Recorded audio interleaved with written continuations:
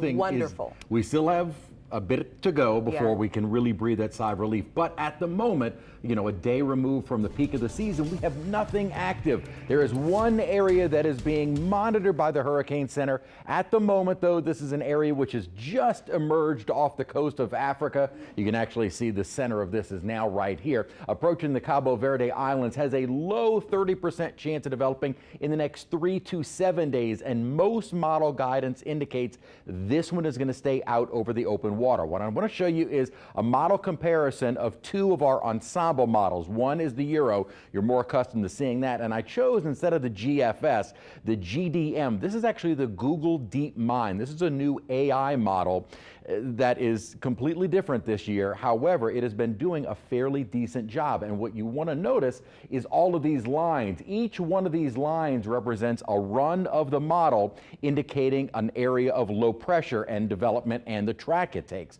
So when you see a lot of these lines, that's a strong signal that something is likely to form, or at least the models are indicating that there is something likely to form. And what both the Google model and the Euro model are indicating, that wave we're tracking right now, making the curve, staying out over the open Atlantic. It also picks up on a second wave that may try and emerge as we head into about the middle of next week. Something else to point out, there is nothing, and this is a 10-day forecast, in the Gulf or the Caribbean, same on the Euro, nor even off the Atlantic water. So the models are in pretty tight agreement of nothing happening from now until September 21st. However, after September 21st, we're still not done with the season. I'm looking at all tropical storms and hurricanes within 100 miles after September 21st. And we have had 11 tropical storms, 5 Category 1s, 4 Category 2s, and then as far as major hurricanes go,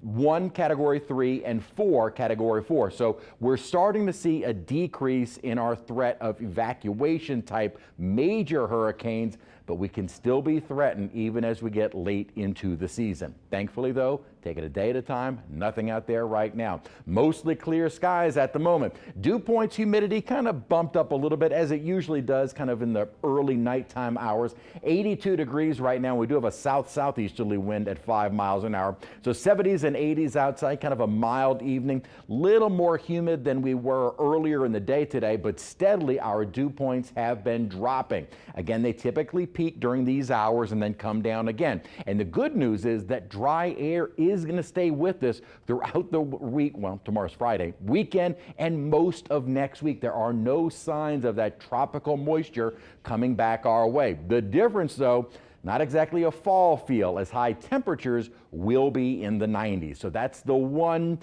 caveat to our drier air lasting for a while, is the fact that we are still going to be hot. We'll also remain dry. There is no rain. May need to run the sprinklers, water the garden, because we're not expecting any rainfall. And then an update, again, the tropics staying quiet at home. I'm talking about the Gulf and the Caribbean, but out in the East Atlantic may start to see a couple more areas of development in the next couple of days. High temperatures basically about the same. Really what we saw today is going to be on repeat through the weekend and heading into next week. No measurable rain for at least the next 7 days.